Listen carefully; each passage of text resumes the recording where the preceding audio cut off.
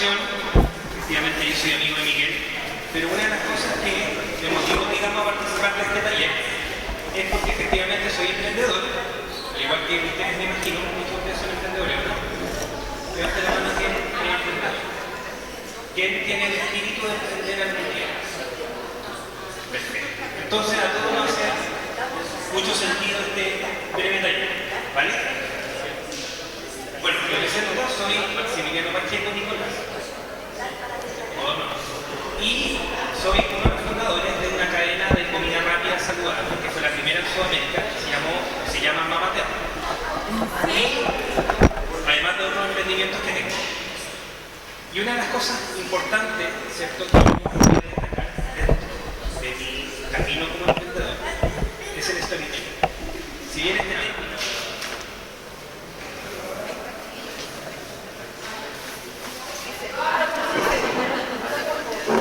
el storytelling, chiquillos, es el arte de contar historias.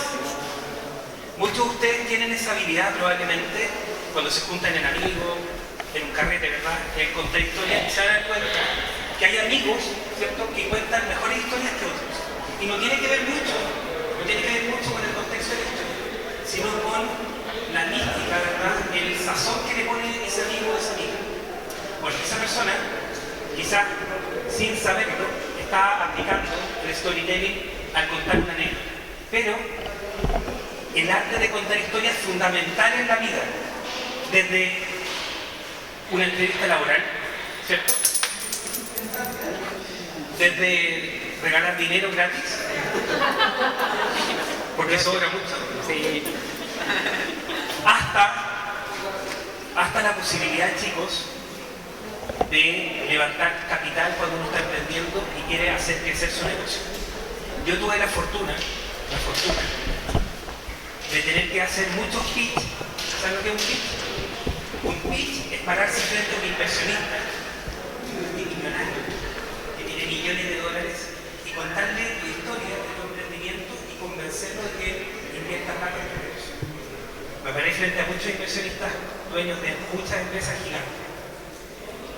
Y naturalmente estaba full nervioso. ¿Y por qué estaba tan nervioso? Porque si no lo lograba convencer, me decía, bueno, lamentablemente, no digo que la pandemia es causante de todo, pero Mamatea llegó a tener 14 tiendas, hoy día quedan 7, y estoy tratando de vender las tiendas porque me quiero dedicar a otra cosa, un tema más personal, pero esa experiencia de pararme frente a inversionistas y contar la historia de mi emprendimiento, me sirvió profundamente. Es más, llegué a cerrar una ronda de $1 millón con un inversionista. Pero los inversionistas, y no quiero enfocar el storytelling a eso, solo contarles esta anécdota personal. El inversionista me dijo algo. Me dijo, yo estoy invirtiendo no en tu negocio, estoy invirtiendo en ti. ¿Pero por qué estaba invirtiendo en mí? Porque mi espíritu emprendedor, mi energía, ¿cierto?, que yo le transmitía a él, de cómo me apasionaba mi emprendimiento y cómo yo iba a darlo todo para que le fuera increíble, fue lo que lo convenció para decir, pongo plata en este negocio. Un capital semilla, un capital, un crece, un SAF o lo que sea, que son desde 2 millones hasta 6, hasta 20, o hasta $1 millón, como tuve la fortuna yo de salir a buscar. Siempre quienes ganan esos recursos son quienes mejor dominan el storytelling. Igual de legítimo es la vida, ¿cierto?, la vida de buscar un trabajo dependiente y ser el mejor gerente, el mejor ejecutivo, el mejor directivo, lo que sea. Pero eso también requiere el dominio del storytelling. ¿Por qué? Porque en una entrevista laboral tú tienes que pararte y contar sobre ti, sobre tus habilidades, pero también sobre tus debilidades. Creativo, soy responsable, soy didáctico, trabajo en equipo, perfecto, te felicito. ¿Y cuáles son tus debilidades? Y es increíble cómo la gente queda pensando, ¿cuáles son mis debilidades? Y yo le digo, y es más, yo soy más intenso todavía, le pregunto, ¿cuáles son las debilidades que tú crees que van a interferir en que te desempeñes de buena manera en este trabajo? Porque parte del desarrollo de un buen storytelling ¿cierto?, es transmitir la esencia tuya. Todos somos imperfectos. Somos seres humanos errantes y cometemos errores. Cuando no lo reconocemos, ¿cierto?, por creer que con ello vamos a conseguir el puesto laboral que buscamos, es un profundo error. Es un profundo error. Porque los empleadores, como me tocó ser en algún minuto, y quienes entrevistamos sabemos que todos cometemos errores.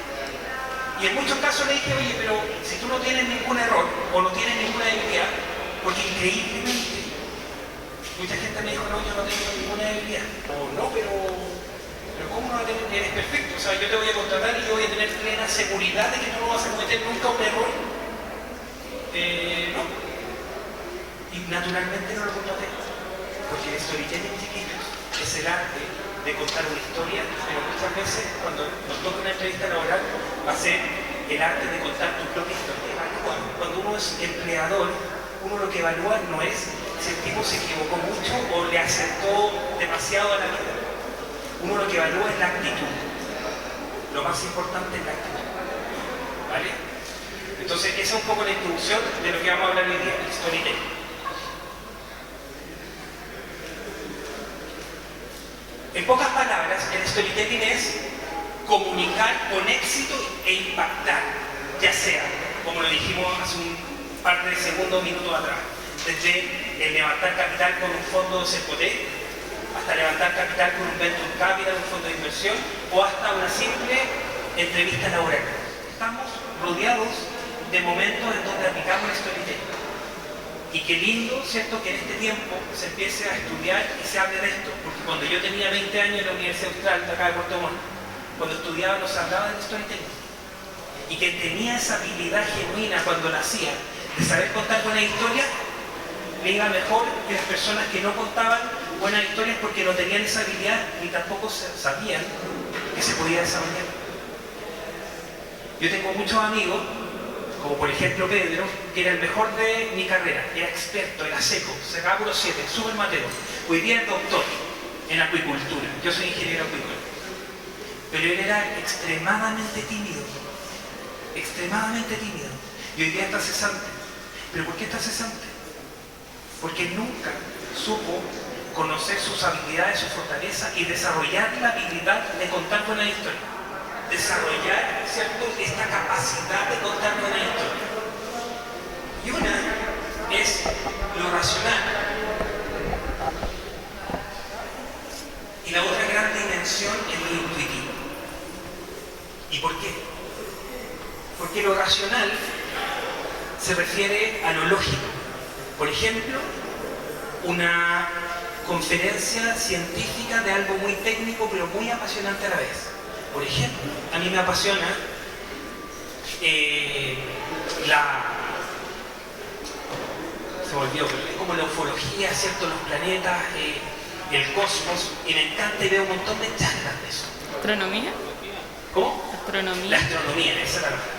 Me encanta, no me aburre, pero hay personas que no me gustan.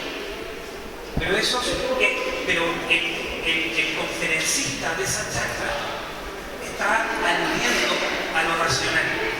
A mí me hace sentido, pero es tan técnico, ¿cierto?, y tan interesante para mí que yo soy uno de sus auditores, ¿cierto? Soy uno de sus receptores. Pero hay otra dimensión, ¿cierto?, que es lo intuitivo y que tiene directa relación con lo emocional. Como por ejemplo, escuchar una charla TED de una experiencia personal de alguien que me pueda inspirar, que me pueda motivar, ¿cierto? Que no es algo técnico, pero que también capta mucho la atención. Sin embargo, de estas dos grandes dimensiones subyace, ¿cierto?, 4 dimensiones más, y que son lo que le quiero transmitir ahora.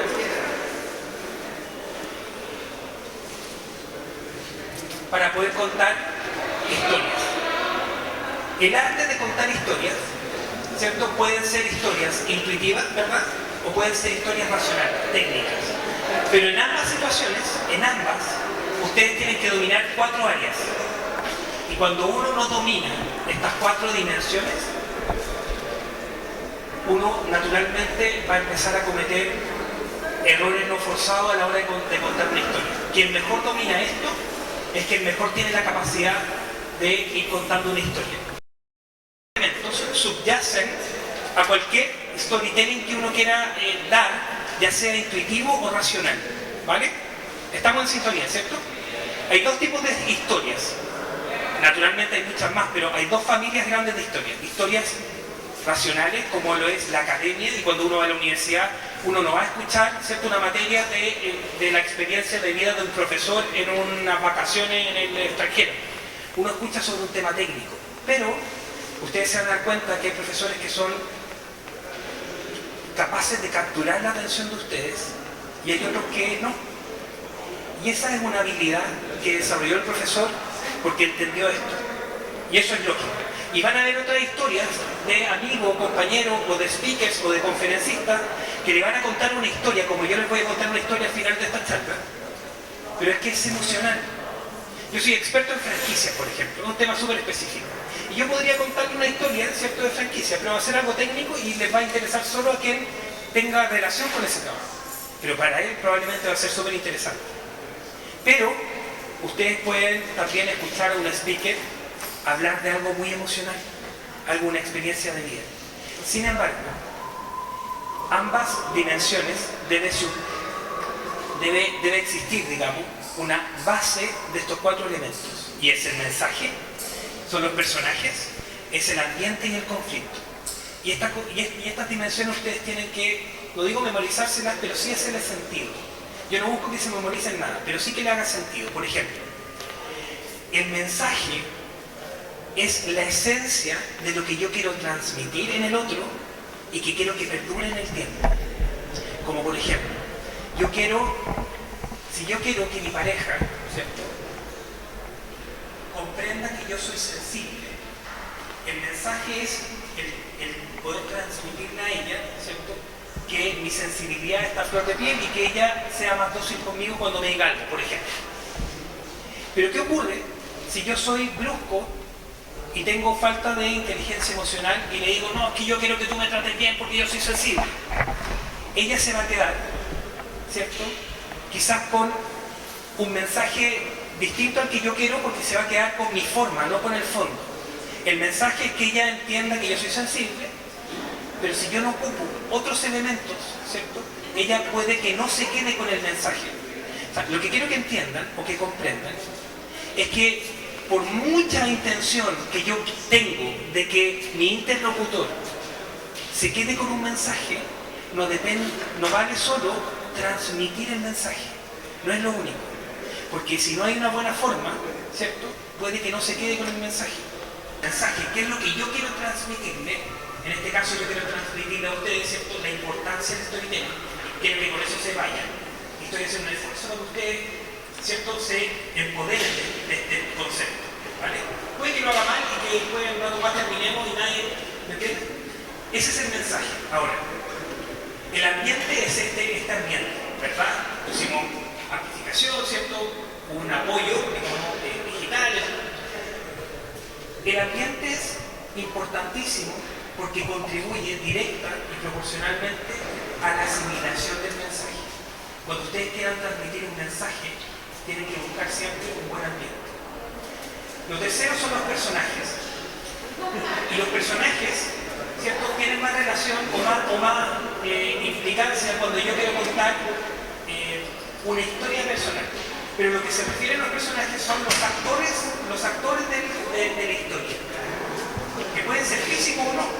Pero si yo voy a contar una historia, ¿cierto?, y quiero que en esa historia a ustedes les quede el mensaje y ese mensaje involucra a más personas, yo tengo que identificar muy bien a los personajes y tengo que describirlos muy bien también.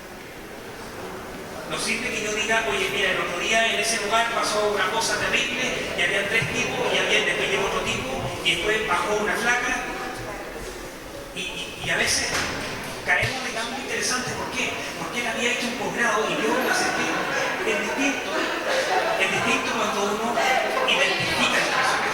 Estoy dando un ejemplo súper básico, pero esto tiene relación, ¿cierto?, a un pitch, por ejemplo, en Corfo o en Cercotec, que algún día les toca dar. Y los evaluadores les van a preguntar, ¿quiénes son sus equipos? Yo no puedo decir, no, mira, yo tengo un diseñador, tengo un tipo de la página web. Ustedes tienen que decir, mira, en mi equipo está Francisco. Y Francisco, si bien es una persona muy sencilla y emocional, una persona con una habilidad innata espectacular, tiene una inteligencia intrapersonal profunda y sabe conectar con todo. ¿La TED?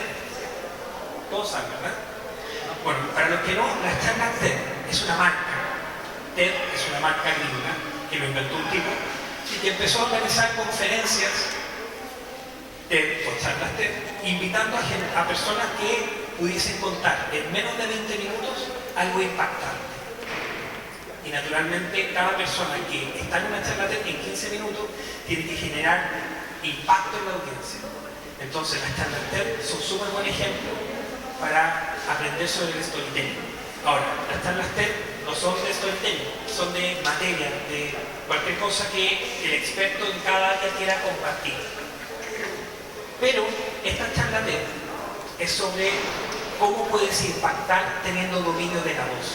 Porque hay dos dimensiones a la hora de hablar de storytelling.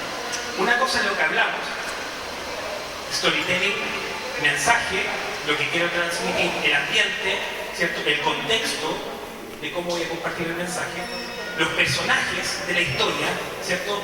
Personajes ya sean físicos o lugares, el contexto de la historia, y el conflicto, el punto que yo quiero destacar de la historia. Pero hay un tema respecto al storytelling y yo quiero, digamos, conectarlo con esto, y es la voz. Porque yo puedo contarles sobre el storytelling, pero puedo haber llegado así y decir, oye, por si acaso el storytelling, bueno, el personaje, la voz, y puedo estar hablando así todo el tiempo. O puedo estar hablando quizás un poco más normal, pero sin matices, pero puede que genere poca interacción o poco ánimo y puede ser un poco fome. Pero cuando uno tiene dominio de la voz, uno domina otra dimensión distinta al storytelling, que son el tono de la voz, el timbre de la voz, la velocidad de la voz, porque yo puedo hablar súper rápido y quizás ustedes no me estén entendiendo. O yo puedo hablar muy lento y me puedo percibir la voz. Entonces, a la hora de hablar de storytelling, tenemos la dimensión del storytelling propiamente tal, ¿cierto? Mensaje, ¿no está ahí para qué manera? Ambiente, personaje, conflicto. Personaje. Cuando ustedes estén en carrete, sin droga, chicos, sin alcohol, ¿vale? Y quieran contar una historia, acuérdense de este taller y digan, oye, el flaco de Mamaterra dijo que había que tener, el mensaje, ya, yo quiero contarle a, no sé, que me voy a ir a estudiar, no sé, un magíster a Europa. Ese es el mensaje. Es un ambiente, bueno, si no está el ambiente, voy al balcón del departamento y le digo, oye, flaco, te quiero contar algo. Apliquen el storytelling desde lo cotidiano de la vida, ¿cierto?, hasta una disertación en la universidad. Aplíquenlo. Pero apliquemos también lo que voy a compartir a continuación. Si bien es un término muy genérico, cuando nosotros queremos trabajar en el dominio del storytelling, necesitamos saber cuál es el mensaje que yo quiero transmitir. Un ejemplo burdo podría ser, oye, te cuento, el otro día iba caminando por la calle y me crucé con un auto. Y ahí, no, eso te quería contar. ¿Cuál es el mensaje? ¿Me entiendes? Un ejemplo burdo, pero simple. Ahora, el mensaje es súper importante. El ambiente es fundamental. Y la definición de los personajes también. Y lo último, y una de las cosas más importantes a la hora de dominar este concepto del storytelling, es el conflicto. ¿Y qué es el conflicto? Es el punto de inflexión de la historia. Es que, si yo te quiero contar, por ejemplo, que me voy a casar, el punto de conflicto es el matrimonio. Yo como amiga te quiero contar a ti, que fue otra amiga, siento que me voy a casar, pero ¿qué hago? El mensaje es que me voy a casar. Y el ambiente lo va a hacer cualquier lugar. Quizás te invito a una cafetería. Y te voy a describir quién es mi futuro marido, por ejemplo. Pero el conflicto, el punto, Es el momento en que te digo, me voy a casar. Y ahí la historia cambia. Porque probablemente la amiga va a decir, no sé, se tapa la boca. O sea, las mujeres son más expresivas que el hombre. Un hombre diría, ya, vamos a una cerveza a salud. ¿Me entiendes? Pero ese es el punto de inflexión, es el conflicto. Si bien conflicto tiene digamos, una relación más peyorativa, más negativa, más que una alusión a un evento negativo, se refiere a un punto de inflexión a la hora de storytelling, de ponerlo en práctica. ¿Se entiende, cierto? El conflicto, el punto de inflexión de una historia, es lo que yo reservo, si bien para el final o antes del final, yo intento, ¿verdad?, generar expectativa a través de un buen ambiente, con buena descripción de personajes, ¿cierto? Y en todo momento, no desviándome del mensaje. Y eso es lo que nos pasa a muchos emprendedores dispersos como yo, que te quiero contar algo y me fui por la rama y te dije, ¿qué te quería contar? Si yo no logro conectarme con el mensaje, me pierdo mi idea, y a todos nos ha pasado que, oye, ¿qué te estaba contando? Porque no tengo claro el mensaje. ¿Vale?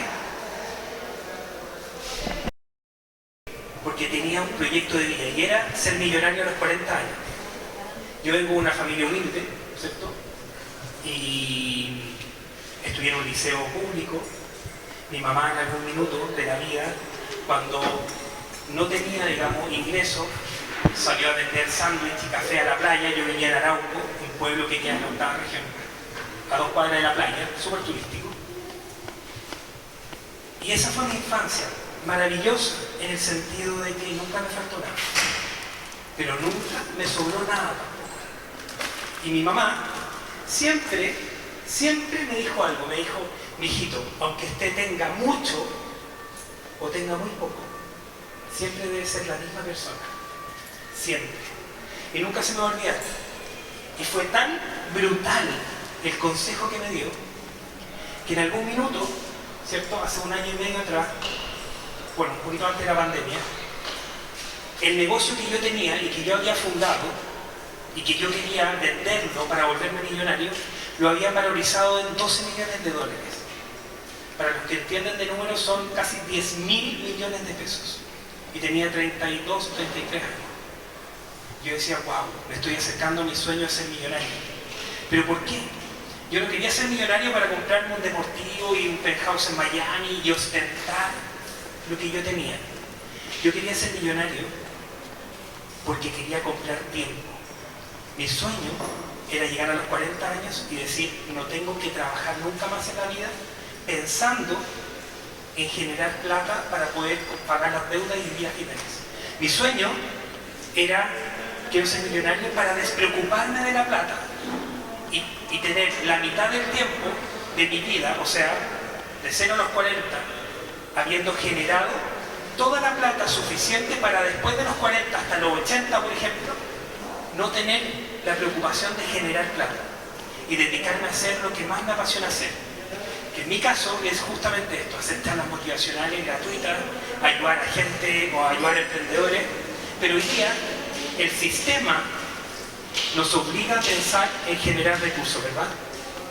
Todo lo que hagamos, en alguna medida, nos cuestionamos y decimos, bueno, tenemos que llegar a fin de mes.